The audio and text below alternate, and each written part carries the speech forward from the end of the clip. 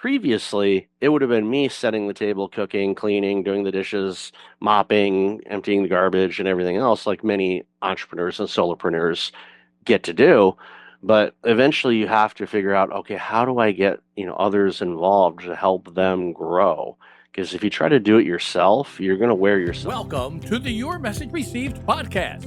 And now, taking your message to the finish line, your host, John Duffin.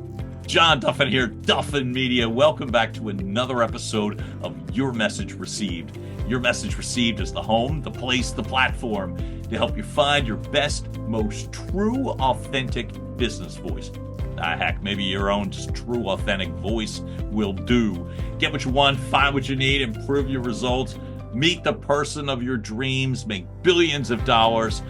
My guest has guaranteed that will happen today.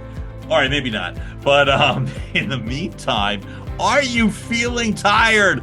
Are you feeling worn out? Are you feeling worse?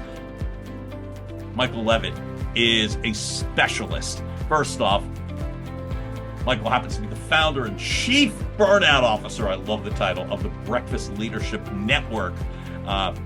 They tackle business needs, executive coaching, but it is that sense of pulling someone out of what seems like, I've experienced it, what feels like an almost hopeless situation and keeping you rolling. Michael, welcome to the show, man. I'm thrilled that you're here. Great to be with you today, John. Really looking forward to our chat today. Me too. And as I said, folks, there's several things that we will cover today. Long-term, short-term, reasons why, how you can take the steps forward to keep moving. That's what I'm committed to, and anything else I'm already finding that Michael impresses me a great deal in regards to the qualifications for all of this. Michael, as an executive leader, a lot of background in HR leadership, a lot of background in executive coaching. What were you noticing specifically that pulled you into the realm of this is an area where I can probably help people, meaning specifically the burnout situation? Yeah, I was an executive and I had burnout. So I unfortunately walked the walk and survived what I like to call my year of worst case scenarios. And after coming out of it and, more or less rebuilding myself. And I always warn people or alert people to this. If you're burning out or you're burned out, 99.9% of you do not need to reinvent your life. Okay. I don't want people thinking I have to completely change who I am. I've been this political party my whole life and I got to be them. No, I'm not talking about anything like that. But for myself, based on everything that led up to my burnout and everything that happened shortly afterwards, I realized that the way that I was living was not conducive for the longevity of my life. So I took it upon myself to basically do a deep dive after age 40. Not easy. There's, decades of preconditioned and established behaviors, beliefs, actions, all of that, and basically turn it on its head and go, okay, much like a junk drawer. We all have that junk drawer, which is filled with all kinds of stuff. So More than one. Some people have junk houses, but I'm not judging. But for me, I literally just took that junk drawer and just emptied it out on the table and basically sorted through everything that was there and put it back where it belonged. If it didn't belong, then I recycled it or threw it out or donated it, whatever it happened to be.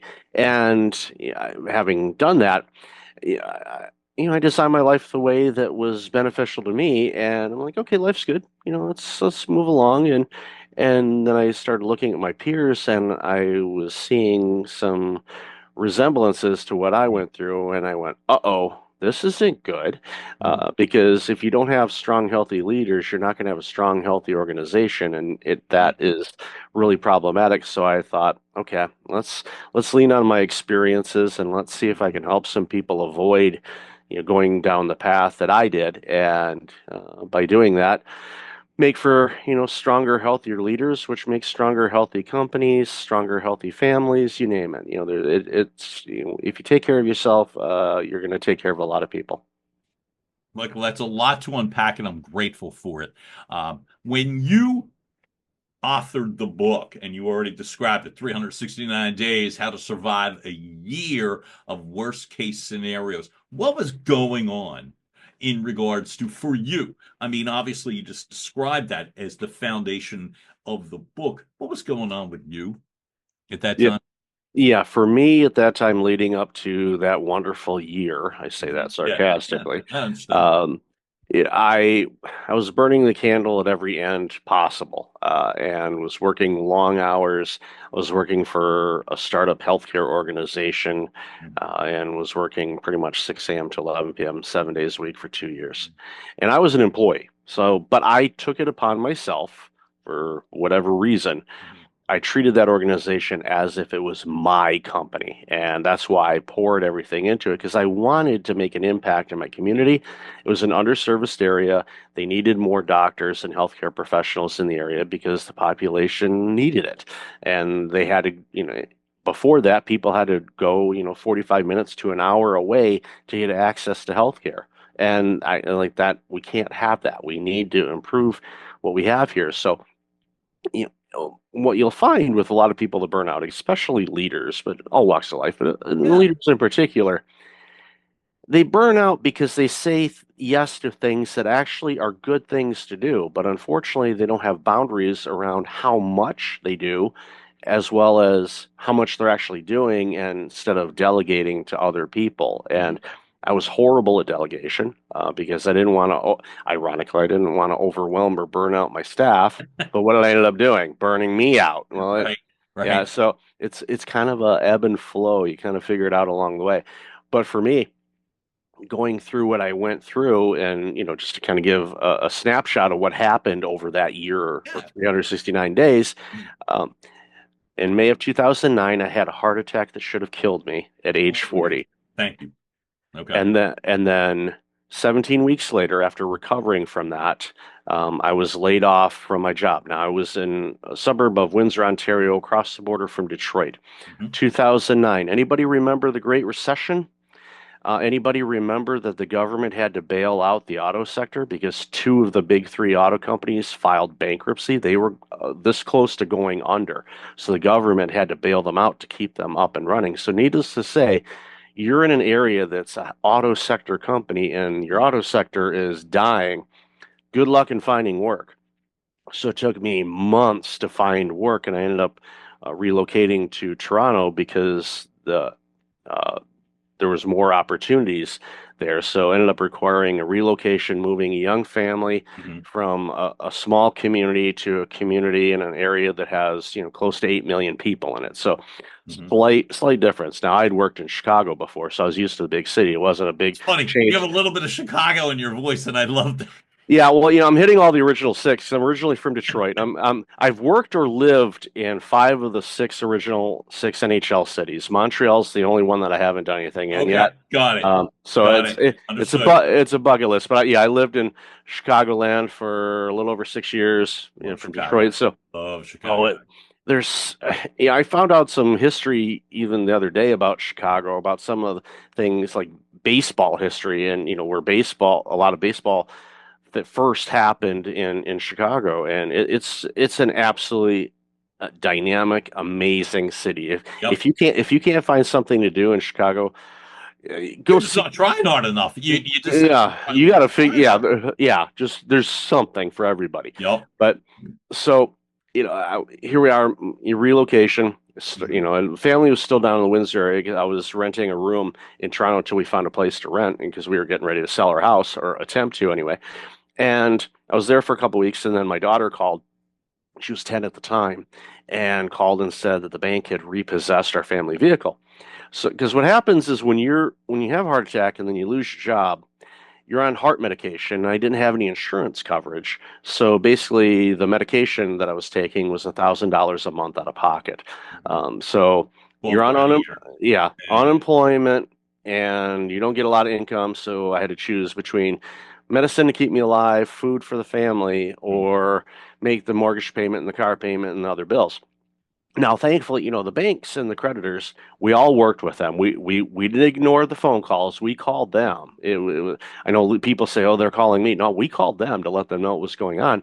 They were very gracious as long as they could be. But if you remember, Great Recession, a lot of people were going through similar challenges. So they exercised the right to take the vehicle back. I wasn't making payments. Mhm. I don't. I was never mad at them or upset at them because I did not live up to the agreement. But it So was the reality. And I can remember being in Chicago and being in Detroit around that time.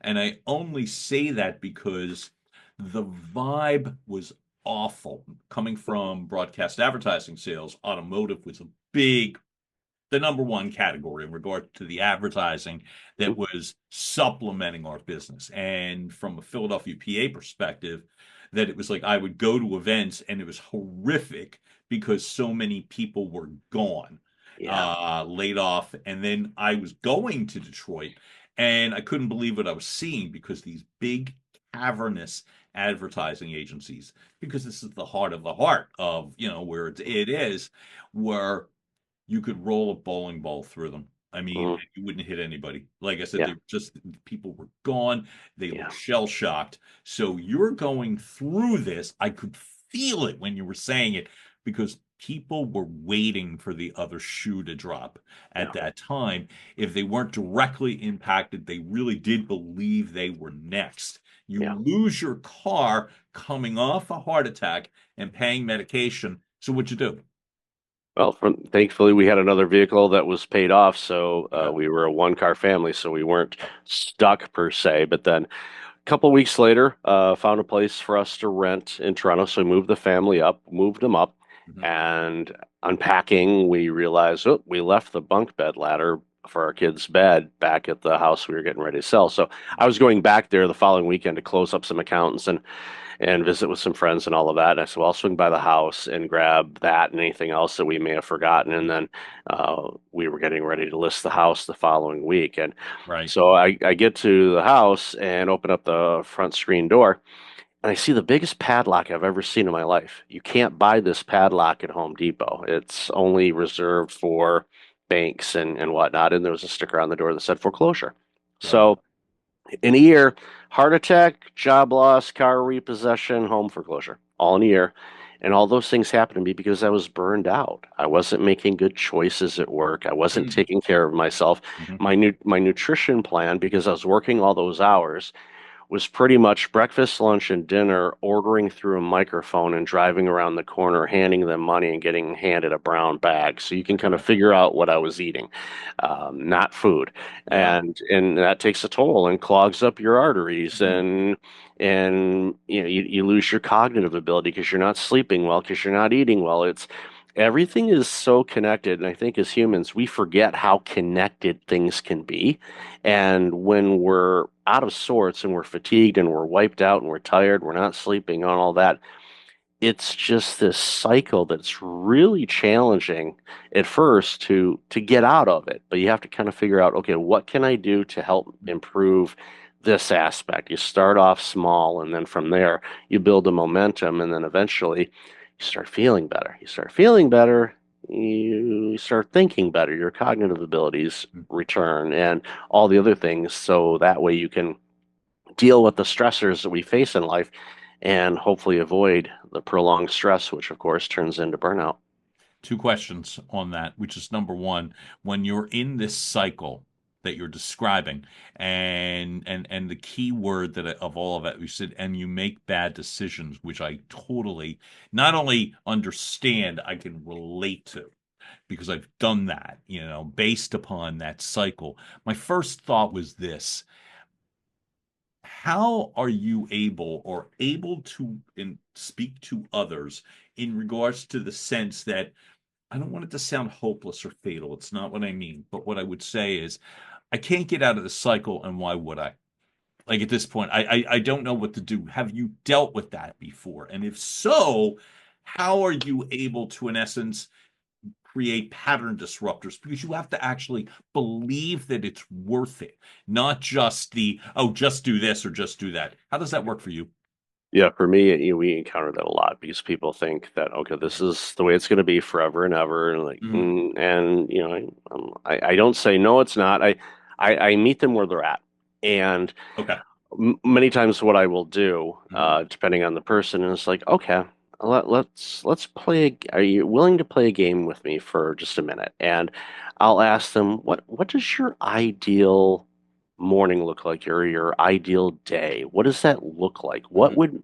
What would at the end of the day would you look back and say, wow, that was a great day? What are some of the ingredients Mhm. in there? And if they're, with it enough to be able to say, it'd be really nice to be able to go to this little coffee shop around the corner and just sit there and have a cup of coffee in Mhm. the morning and not be on my phone, not be working, not getting Mhm. messages, just sit there for half an hour and actually taste the coffee. Like, Okay. okay. And basically what I get them to do is just kind of think of things in life that they like doing. And one of the exercises that I do with teams, or if I'm at a conference or doing a workshop or something like that, is I have people take a sheet of paper and I have them draw a vertical line down the middle of it. And on the left side, have them write down all the things in life they enjoy doing. It can be huge, like going on trips or cruises. It could be maybe they're a season ticket holder to the Phillies and Right. they love There you going go. to the games. And this, you guys got a good team. Go Phils. Yeah, And a good yeah, start this year too. yeah, yeah. Um, Oh, yeah. Well, you've got you you've got some what I like to call Philadelphia-esque players, which is this tenacity, mhm. silly talented, but there's a tenacity, there's a way about it. It's Philadelphia. It's one of the OG cities, and there's just something about it. Coming from Detroit. Mhm. Yeah. Sorry about 97 Relate. and this. Sorry about Understood. night. Yeah, sorry about 1997 and the Stanley Cup. I'm Right, sorry but you about that. let that go, or Yeah, I yeah, do anyway, yeah, right? I yeah, mean, yeah, yeah, yeah. You guys, yeah, but but it's one of those things where you list out all these things that you like, and again, they could be yes. really big, or they could be sitting in that coffee shop and just drinking a cup of Yep. coffee. Yep. So I have them listed out, and give them a few minutes to do it.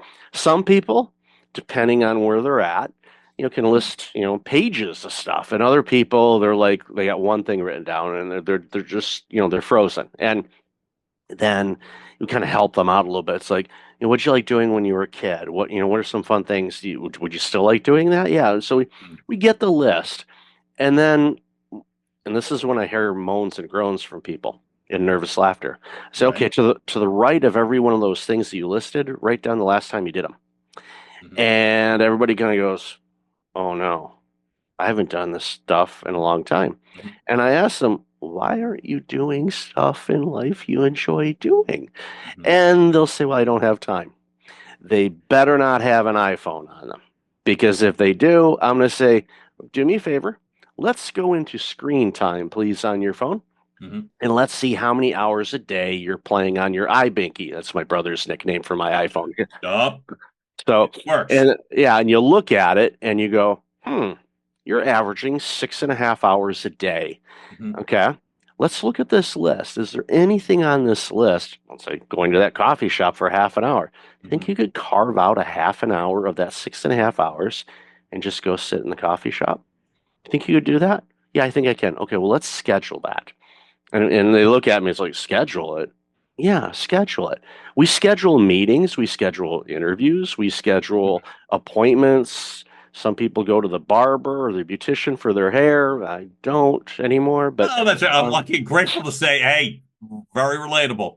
yeah, So far, I still do, so I'll take that one. Um, exactly. But we schedule those things, but scheduling things that are actually beneficial to us, for some reason, we just kind of squeeze them in whenever we can. We need to schedule that because Michael Hyatt, the leadership guy, he used to be the sure. CEO of Thomas Nelson Publishing. I've been a long time observer of his work and all of that. He had his or has a saying still, what gets scheduled gets done. And so you got to schedule those things. As silly as it sounds, Right. it's like I'm going, scheduling going to coffee, or I'm scheduling going to work out, or I'm scheduling to go golfing, or I'm scheduling to go to the Phillies game, or I'm scheduling to go to the movies or the date night. Mhm. or get as that a on. walk run that I haven't done in too long. Yeah, yeah, Like that. get that on your calendar. Okay. And a good friend of mine, Virginia, taught me this years ago, Right. and she said color code your calendar. Now, if you're colorblind, Hmm. use a symbol instead. Because I know an abnormal number of people that are colorblind for Me some too. reason. Yeah. It's unique. Don't have them try to make network cables though, because they're if you ever looked at a network cable, they're white, brown, brown. That's well, we unfortunately working at a company, we had this guy crimping cables for us, and we didn't know he was colorblind. And of course, all the cables he made were absolute Yikes. garbage. Yikes. And Right? finally, he admitted I'm colorblind. I'm like, and we he thought we were going to be mad at him. Like, no, we felt horrible asking you to do something that is You physically literally cannot do. cannot do. Yeah. We felt horrible. It's like, okay, you don't have to. You'll never make another cable here again. Okay, we apologize for that. Okay, where are all the cables you made? Okay, so we can fix them. So we can go backwards Yeah. and course correct. Question for you, and I'm Yep. don't, not it'll sound like it's a detailed question on the poor guy that was colorblind doing the cables, but what I was going to say is it's a good like to compare that those that are either physically unable, like that specifically, right, as Mhm. opposed to blocked. Like I think sometimes to me, an area that I want to hear about, and by the way, I feel like you would be the most relatable because you went through it. And Mhm. that's one of the things I want to focus on, like coming through to the other side. That your capabilities, as I've learned, are like vastly different than the ability to be willing to actually do it. And that's the thing I wanted to follow up on. You've like in your own life, you've took the steps. I do want to know that you invested the time and effort to become a therapist, utilizing like certified with NLP and CBT. I Mhm. do want to know because I feel like that walking through is way more difficult than it appears. Oh, why don't you just do this or couldn't you just do that? How'd you Yeah. break through you? And then I would ask, how do you share that with other people? How'd you break through? Yeah, for me, it was when I was especially going through the rebuilding after, Right, right. you know, Car, job, health, you know what yeah, I mean? Like all and a lot of the work I did was that 17 weeks after the heart attack. I mean, the other stuff hadn't right. happened yet, but I realized, okay, I'm 40. I Hmm. have three small children, Right. and I wanted to be a pillar in my community and do all these things, Hmm. and I nearly died. My cardiologist told me the one that put Dr. Morsi that put the stents in my left anterior descending artery, and Hmm. if you're familiar with that artery, it has a nickname in cardiology world. It's called the Widowmaker. Oh, right. Thank you. Yeah, Got it. so I had that. And I mean, he came into the prep room, and my first wife and my mom were to my right, and he came in on the left. Hmm. First time I had met him, because he was getting ready to do the procedure, he's holding the chart and he's looking at, the chart. He looks at me, he goes, you should be dead. And I looked at him and I said, I see you skipped bedside manner class in medical school. He Right. laughed, I laughed. My first It wife and helped. my mom and first wife were bawling, crying, upset. Right.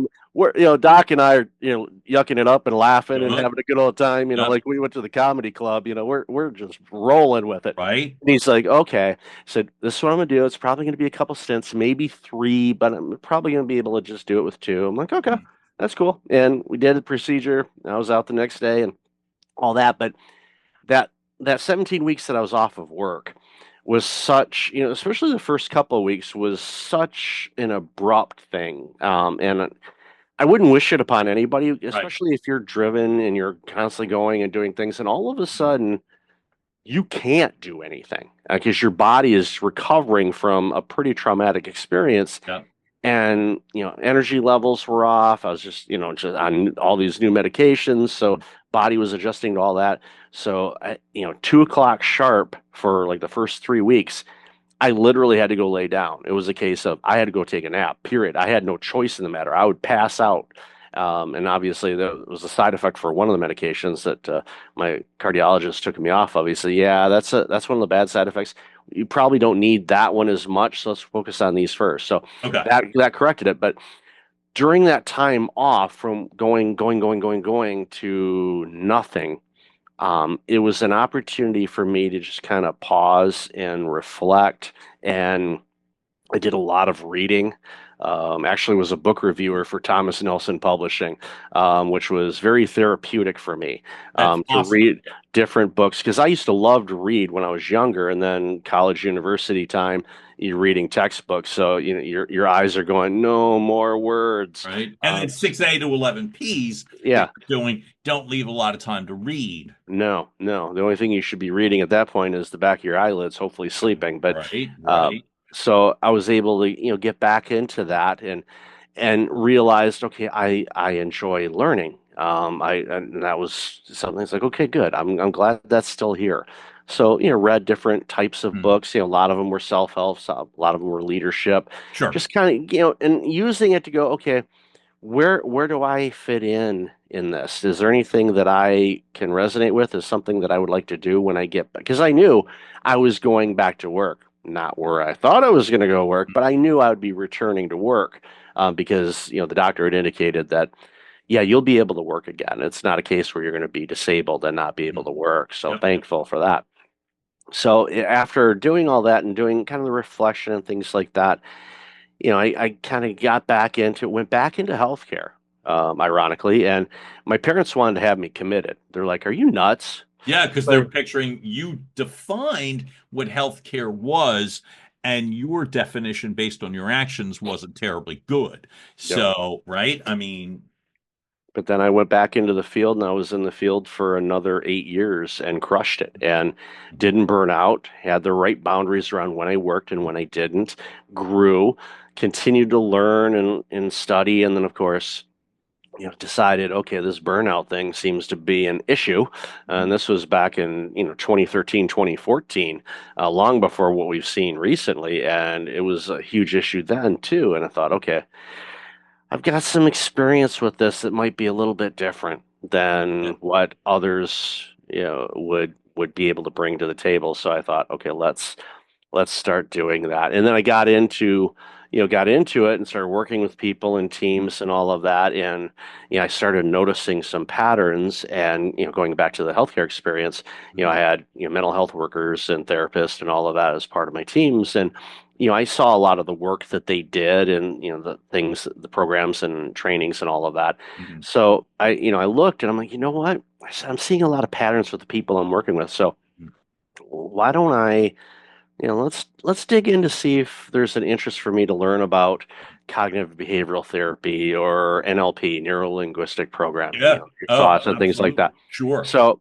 I did that, and quite frankly, I thought to myself, okay, worst thing that happens in this is I don't use any of it, but I learned something different. I learned something new. That's like, okay, that's not a loss for me. That's like, okay, I learned something new. I learn something every day, or I do my best to learn something new Right. every day. Why? Just to keep this thing functioning. Right. Because Okay. not that it functions, but with hope, one day it might Yeah, function. yeah, yeah. I Um, believe it does. yeah. Stay with me though for one thing, which is as you went back, you said it, and I just didn't want to forget. When you went back, you're saying you went back to healthcare a second time, and this time, if I heard you correctly, you say, and this time I crushed it. How were you able to develop the boundaries as opposed to the first time when you, as you already had said, you didn't or you couldn't? What was it that you were able to implement that was different? Because it was more than just, hey, I learned something new today. I actually did something new today. How did that work? Yeah, for me, one was learning the fine art of delegation, and I Okay. was horrible at delegating. How'd Uh, you fix it? I basically, it was kind of the extreme at first, where some people behave a certain way, and like, okay, I got to change my behavior, and many times we will go to the absolute extreme to the other side. So instead of doing something, anything that arrived in my inbox or on my desk, the Mhm. first question I asked was, who besides me could work on this? And if somebody came to mind, guess what? They were getting it. Now, I also, thankfully, and a lot of managers Mm, don't have this skill from my observation, mm, is they don't keep track of what they delegate. And unless they have a system in place or project management or something like right, that. So right. what happens is that's how you overwhelm your all stars, is because yeah, I know Jane is going to be amazing at this. She does a great job. All of a sudden, you're giving Jane all the work, and meanwhile, Joe's over in the corner here, who's got similar skills, maybe not as gifted as Jane is, but can get the job done. Hmm. You kind of have to share the wealth a little bit, and so you don't overwhelm Jane to the point of burning out. Because I'm like, that wouldn't be cool for me to burn somebody out. I don't think that's a good idea, because I know what that looks What it like. did to you. Right. Yeah, it. Oh, yeah. I'll take the burnout. Thanks. It's like no, I don't want to do that. So, Hmm. I got really good at figuring out okay, who can do what, who's doing what, but also understanding my team. What were things that they were interested in? And yeah, there might be something that's in their purview of what their job was, but was there anything that was kind of outside of that a little bit? Just on the peripheral side of it, which would be beneficial for the organization, but may not necessarily be under the umbrella that they're normally in. And I'd ask them, what interests you? Besides this, is there something you'd be interested in? I'd really like to take a course on this. Well, we have professional development budget. Let's spend it. And instead of sending it away or using it for something else, there's Hmm. only so many post-it notes you can buy. Okay, let's allocate this to benefit ourselves and our team. And we did. And all of a sudden, they started growing. Their skills grew. They started having, a lot of help. And in the last organization that I ran, notoriously was just a turnstile. There was just people constantly leaving because it was a toxic environment. There wasn't good communication, lack of trust. The culture was just horrendous. Yeah. And I turned it around. And where I was getting resumes all the time, people trying to apply. I'm like, I don't have the roles. It's like these people don't leave. They love it here. They're not going anywhere. So it was it was beautiful to be able to see that happen. But it was the people that did it. All I did was basically set the table, but they're the ones that had to do all of the serving and the meal prep and everything else, and they did. Why? Because they were trusted, they were heard, and it just created a much healthier environment, which allowed me to do a lot of great things to help grow that organization. But they did a lot of the work where previously it would have been me setting the table, cooking, cleaning, doing the dishes, mopping, emptying the garbage, and everything else, like many entrepreneurs and solopreneurs get to do. But eventually you have to figure out, okay, how do I get, others involved to help them grow? Because if you try to do it yourself, you're going to wear yourself out. I don't care what size your company is. You have to get help at some point along the way. Otherwise, you're you're going to be your own bottleneck. Your growth of your company or yourself as an individual is limited by you, but you can learn to grow and expand, and understanding how you think and how you feel and your thoughts, your habits, your beliefs, getting all that working together, can create environments where you're basically living your ideal life. So, and thinking about the stuff that you ask those people, like as you do, like the right side, left side, and all that sort of thing, where they can move closer to the left side in regards to their ideal morning, even. Mhm. But what I wanted to ask you is this: it's in culture in 2025, and I'm gonna make a dumb prediction and beyond. Uh, and what I was able to experience in the 2000s and even the 90s was people have a fear of letting go. How are you able to help them with that? Because I would say for you, you had the physical knockback, so to speak. We talked about getting knocked on your backside here on the show, and you literally did. Mhm. Um, a lot of people don't have that sort of resounding sort of ta-da, this, or this horrific set of days. How are you able to get people as a coach, as a executive leader? How are you able to get them to feel that if they don't actually see it? I can't find good talent. I don't know, nobody hears. I don't know what they want or need. How do you get people to move? Yeah, it's understanding themselves because a lot of times, that fear that they have is kind of a mirror of, what they've experienced or what they're feeling. It could be a lack of self-confidence. It could be, they mimicked leadership that they had and they thought that they were successful, so they thought, well, I'll lead that way too. And what we're discovering, especially now with the multiple generations that are in the workforce now, we have Yeah.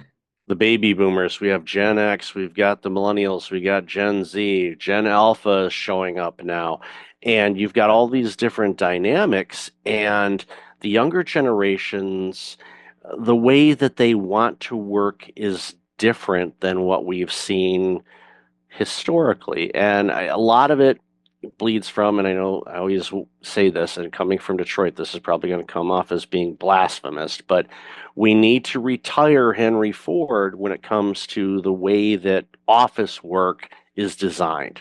Now, Mhm. what does that look like? Yeah.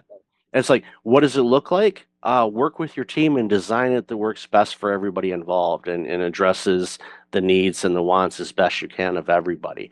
Mhm. There, create your own template, and with the bottom line of you have customers, you make stuff for them, you give it to them, they pay you, wash, rinse, repeat.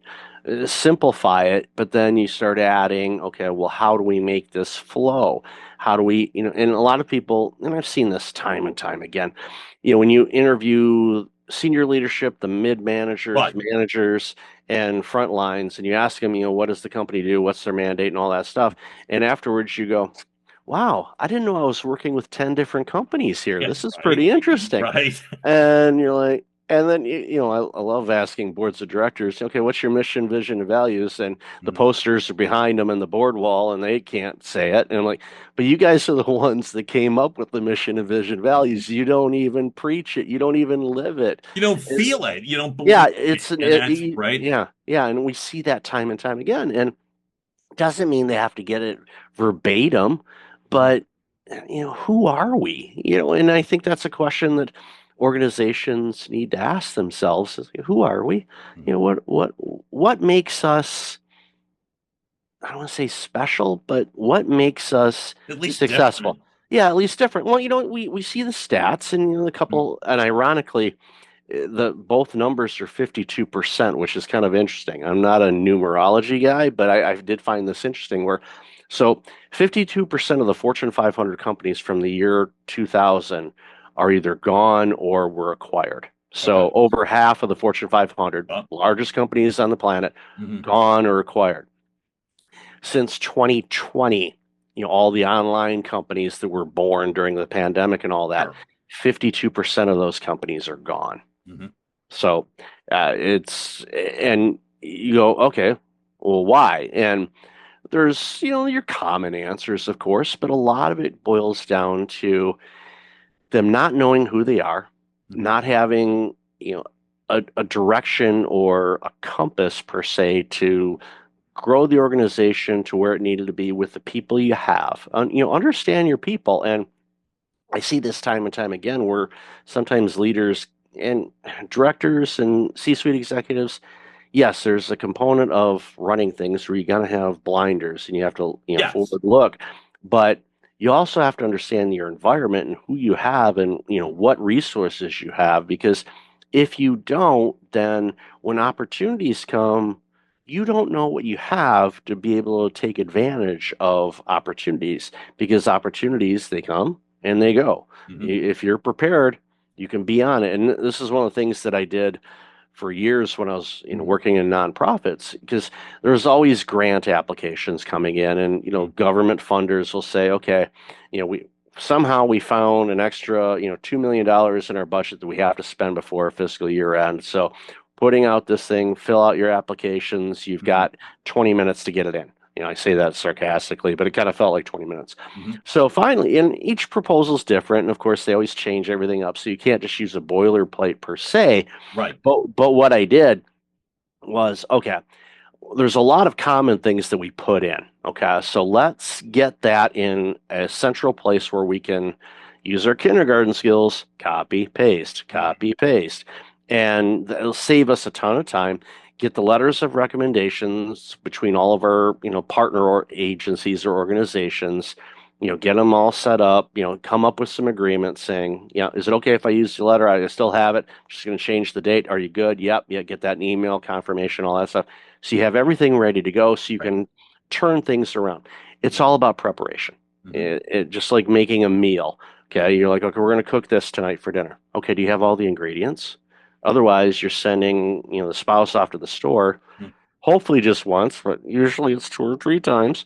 And you're like, all right, basically, it's like sometimes like we'll just leave the car running. Okay, what else do we need? Yeah, oh, I need this. It's like Right. that store doesn't sell that spice. I'm gonna have to go over to this store. So but that eventually goes, with me because I Oh, tend to. okay. Ask you, who's the spouse that's getting sent out the door multiple times? Both of us, but There you usually, go. Beautiful. usually I'm the one that will venture out and do it because my spouse, she'll be like, I'm like, I'll do it.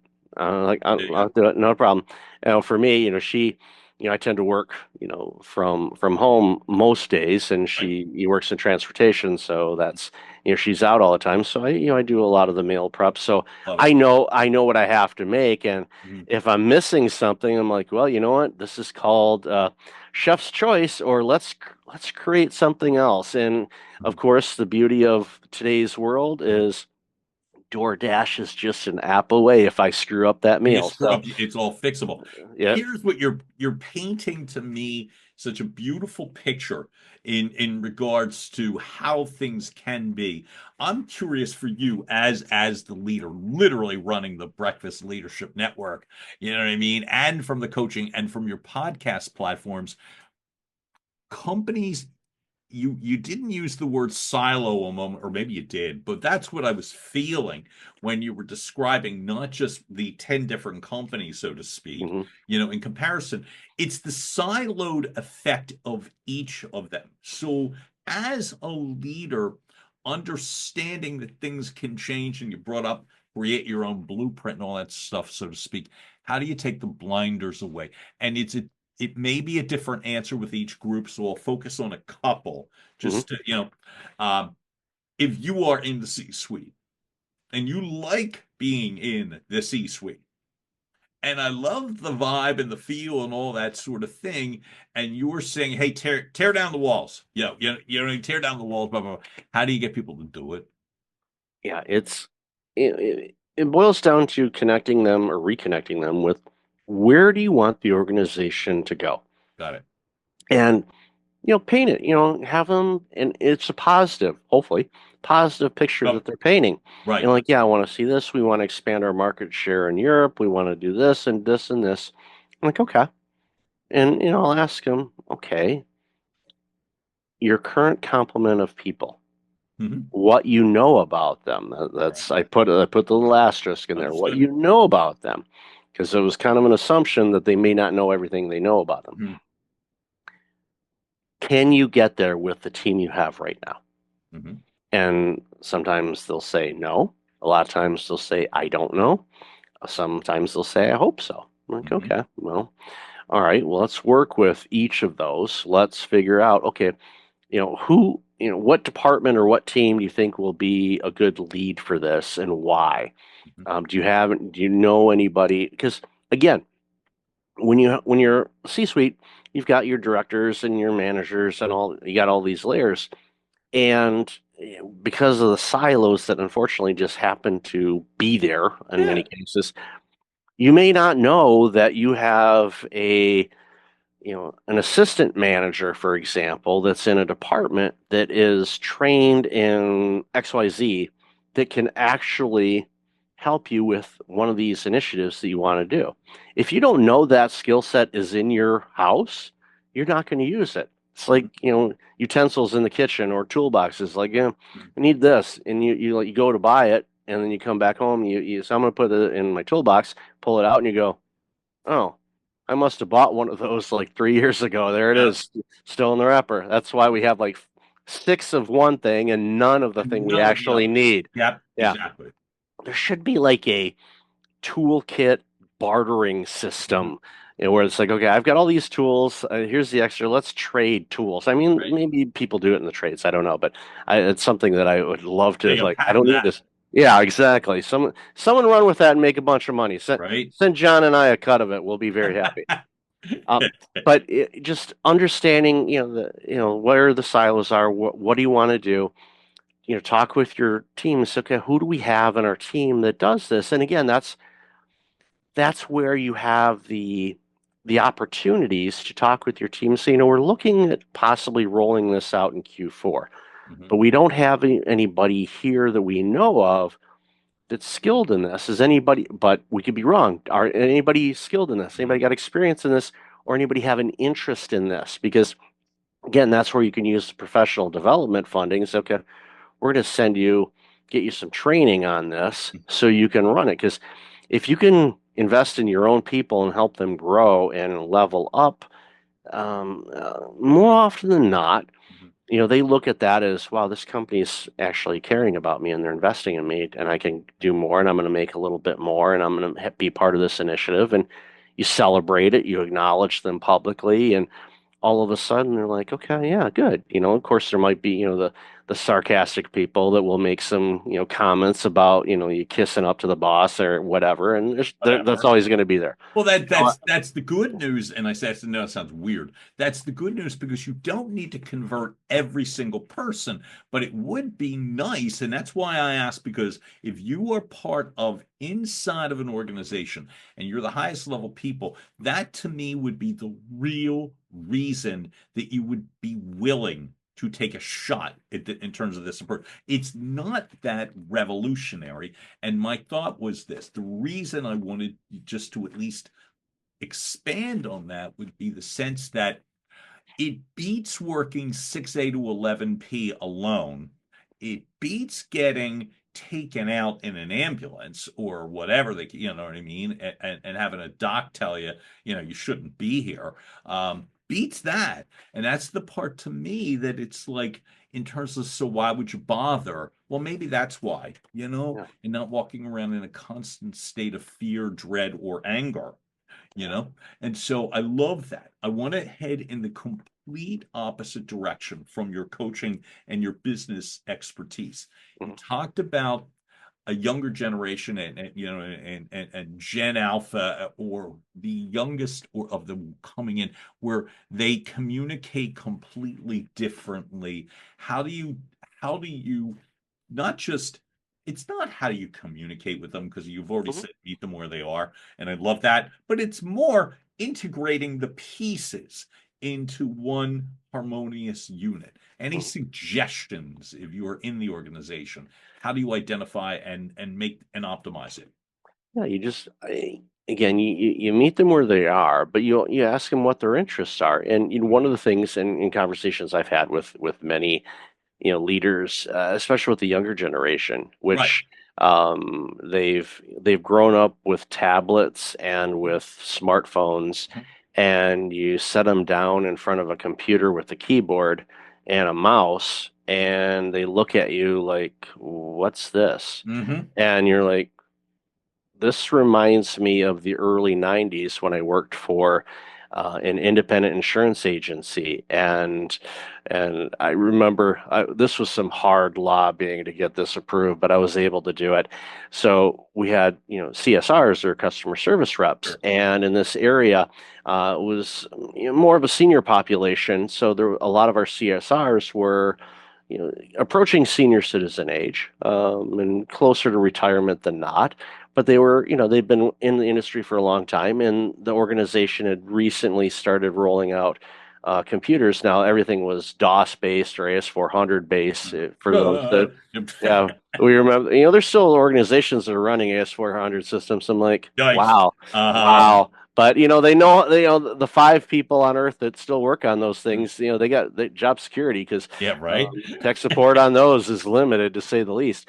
But so they migrated to Windows computers, so the mouse and the keyboard, and these CSRs were having a horrible time Mm. trying to figure out how to use the mouse, how to click on things. They were just having a really difficult time. Mhm. So, um, I, working with, and I remember, grandmother, would play on a computer occasionally, and she played solitaire because a lot of people played solitaire, and she got to be really good at playing solitaire with a mouse and all of that stuff. So I went to the ownership and I said, "You're going to think I've completely lost my mind here."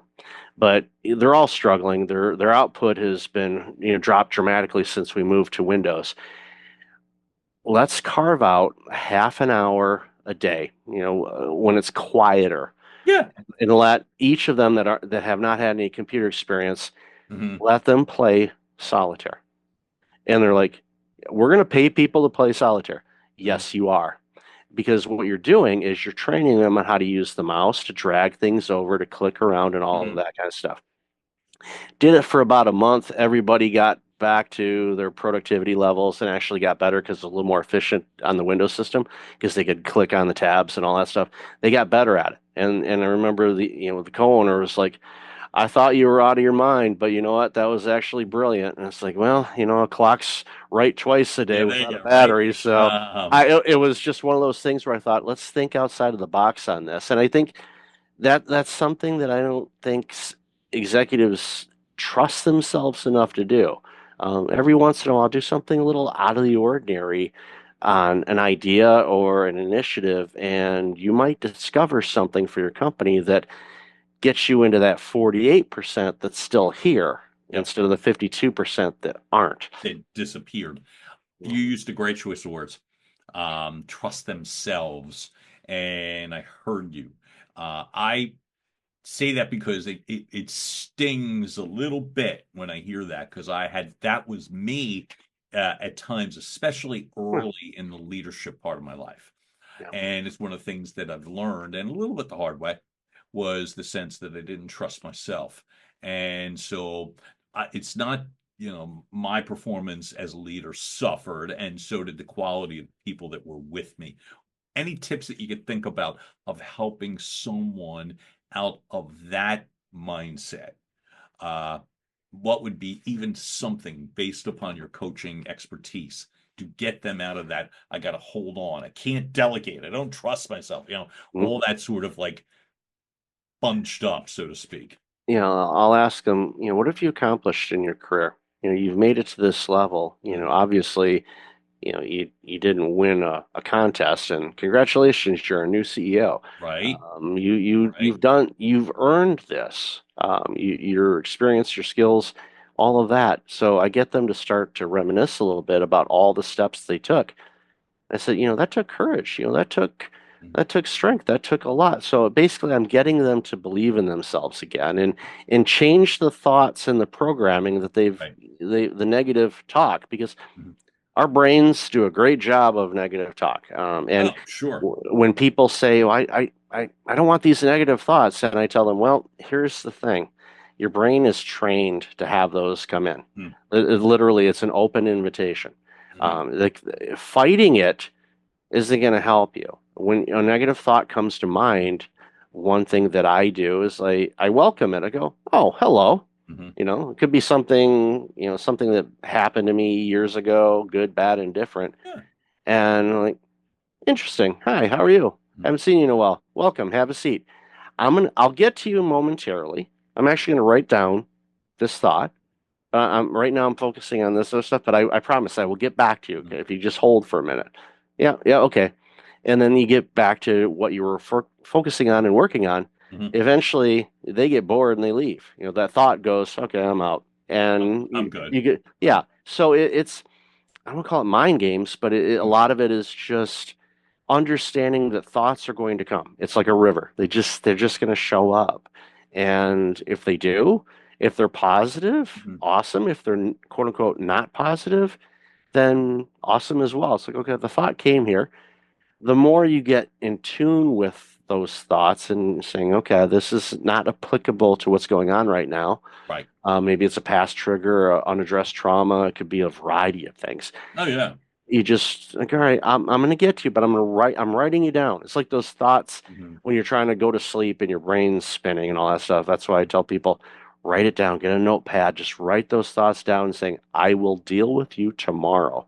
And just that simple exercise can help relax your brain because then your brain goes, okay, he's gonna deal with it. All right, we'll come back tomorrow. And it's we're not ignoring them. And again, it's much like dealing with, unhappy customers. Like, we're going to look into this. Let me get your information. We will contact you as soon as we find out more about it.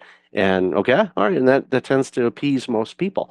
Yep. And it's the same thing with those thoughts. Like the thought goes, oh, okay, and it fades away, and you wake up the next morning and you look at the list. I'm like, why was that such a big deal? I don't care, Right. and you move on. So it's getting a deeper understanding of what's important to you, what motivates you. More importantly, discipline.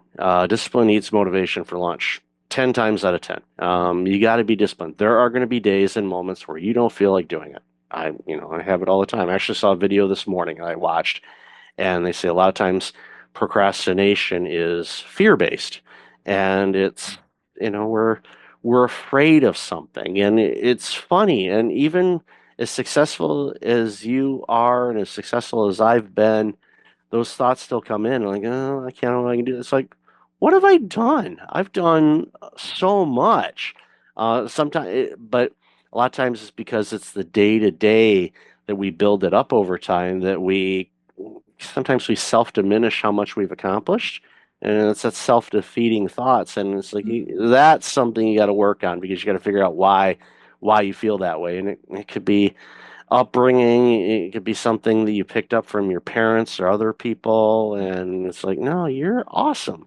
You're here for a reason. Mhm. And the sooner you find out what that is and lean into it and Mhm. crush it, boy, oh boy, your life gets better. You impact so many people. It's a better way to live, quite frankly. It's a beautiful way that you just carve that out in terms of the specificity.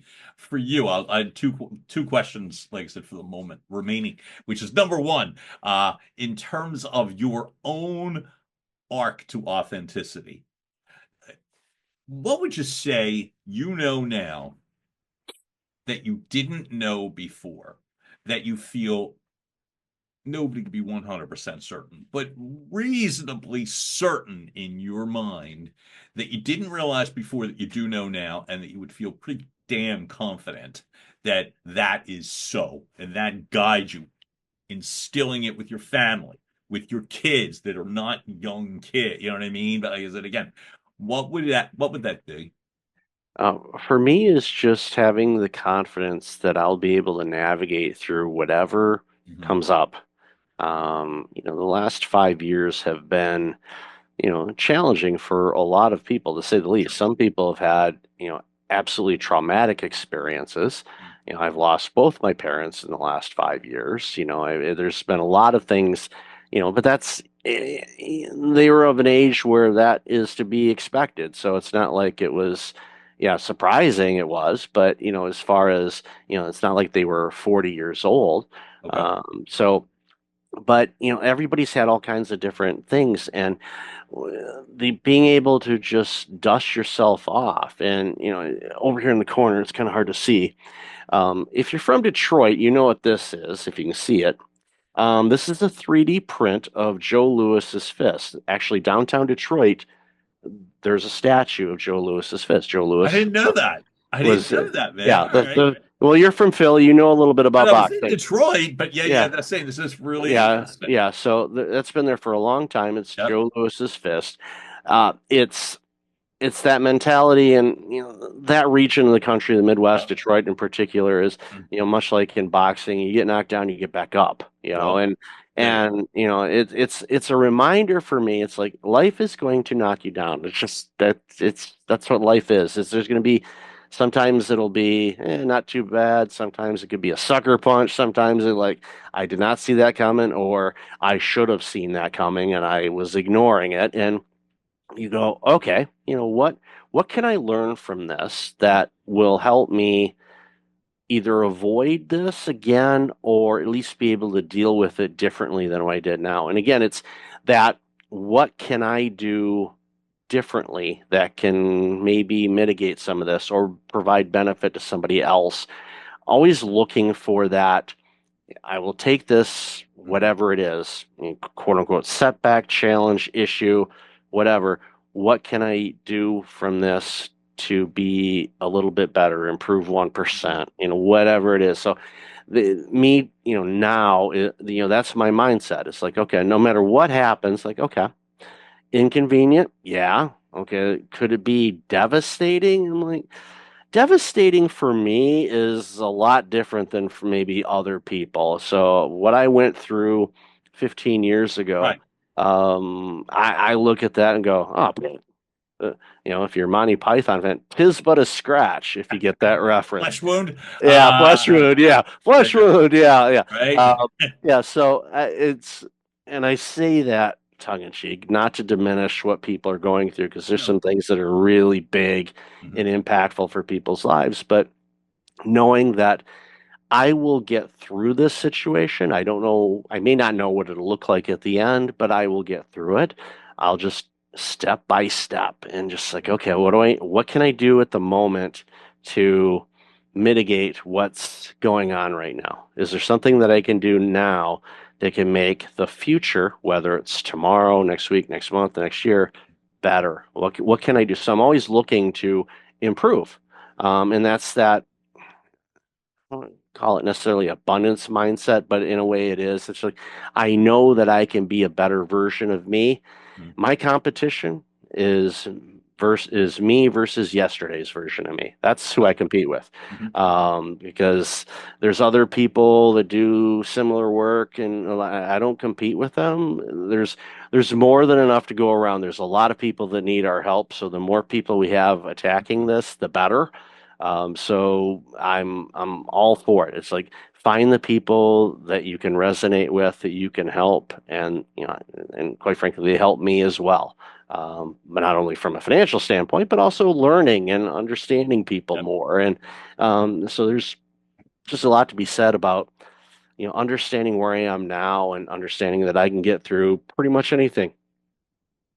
And by the way, I think you already answered the last question I was going to ask, but I want to, like I said, just expand about if you are feeling like you're sitting in a situation and you can't get out of it, and the common answer would be, well, get help, hire a coach, that sort of thing. But if you're feeling that sort of heavy lethargy, Hmm. that you can't just get up, or you know what I mean, or maybe Joe Lewis like pounded you in a way that you really didn't see coming. What's one thing that you would suggest? It doesn't have to be the ultimate, but what just to help them dust off and stand back up? Yes, step away from the situation if you can. So if it's a work Right. situation, literally go outside. If the weather's absolutely horrible outside, go to the bathroom and wash your face. For me, Mm-hmm. you know, I I can wash my entire head. Don't have to worry about messing up my hair. It's great. I Right. really wish I would have saved all the money I've saved on shampoo and invested it. I'd be a lot, New more position, wealthy. oh, by the way. Yeah, But yeah, but it just is step away from the situation, because what happens is when you remove yourself from a situation, if at all possible, yeah.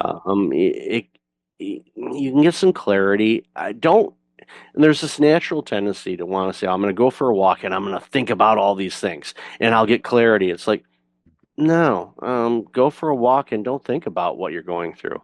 Listen for the birds, listen to the traffic around you, or look at the top of the trees. It's springtime now, so trees are, depending on where you are, the trees are budding a little bit, and you're Yep. starting to see leaves and all of that.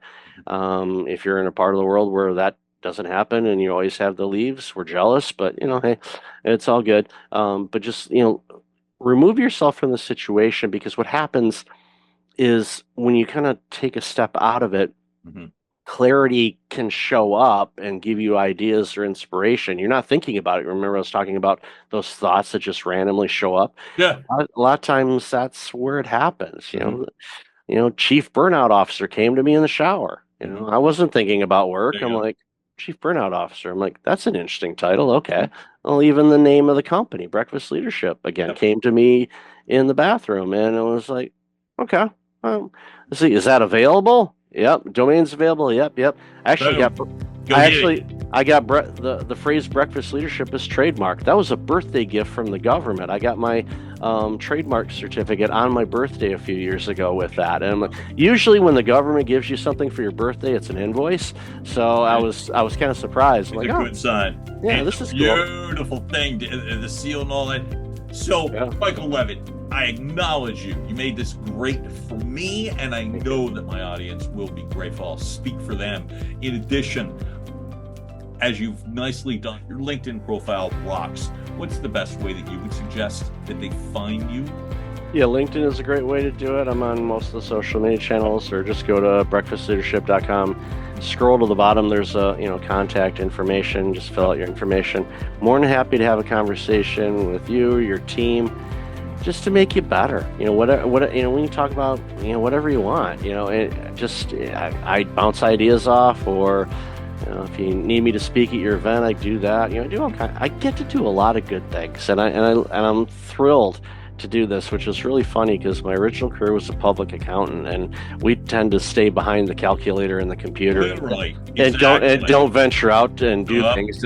And now I'm doing the complete opposite of that, and I'm sure if I went back into a time machine and told my version of stuff like that, they'd be like, okay, I'm not only losing my mind, but my future version lost its mind too. So, but I did, so that's why it matters. That you just have no idea if you take even the slightest course correct what could be in store for you. I really acknowledge that. Michael Levitt, thanks so much for showing up for me and showing up for us. It was absolutely a pleasure to have you today. Love my time today. Thank you so much, Sean. Absolutely. And folks, you just heard another episode of Your Message Received. Keep liking, watching, listening, sharing, telling everybody you know, subscribing, please. And we'll keep driving the content right through your front door. John Duffin here, Duffin Media. Have a great rest of the day, all. Be good. Bye. And now, making its way across the finish line, Your Message Received has been a production of Duffin Media.